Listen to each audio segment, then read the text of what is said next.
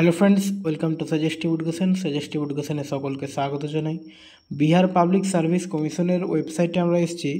এখানে দেখো 20-3-2024 এর যে নোটিফিকেশানটা রয়েছে, 20-3-2024 নোটিফিকেশান। এখানে দেখো cancellation of school teacher competitive examination অর্থাৎ TRE 3.0 হেল্ড অন 15 মার্চ।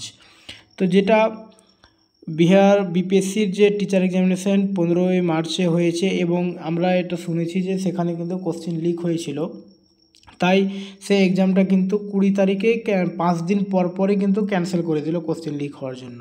তো বিহার যখন কোশ্চেন লিক হওয়ার জন্য এক্সামটা ক্যান্সেল করতে পারছে, তাহলে আমাদের ফুড এসআই WBPSC কেন ক্যান্সেল করতে পারবে না?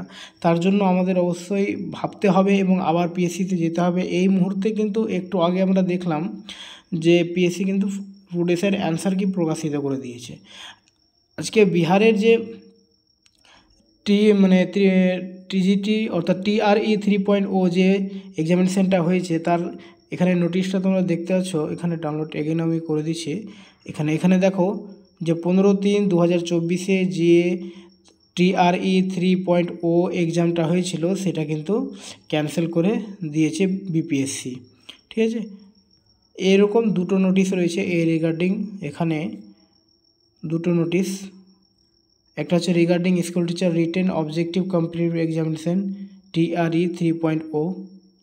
তো আমি তোমাদের এই জন্যই দেখাতে আসলাম যে যখন বিপিএসসি 5 দিনের মধ্যে ক্যান্সেল করতে পারে এক্সামটা, তাহলে কেন WBPSC ফুড এসআই এক্সাম করতে পারবে না, ক্যান্সেল করতে পারবে না? এতটা দুর্নীতি হওয়া সত্ত্বেও সবার চোখের সামনে এতটা দুর্নীতি। ওকে, থ্যাংক ইউ।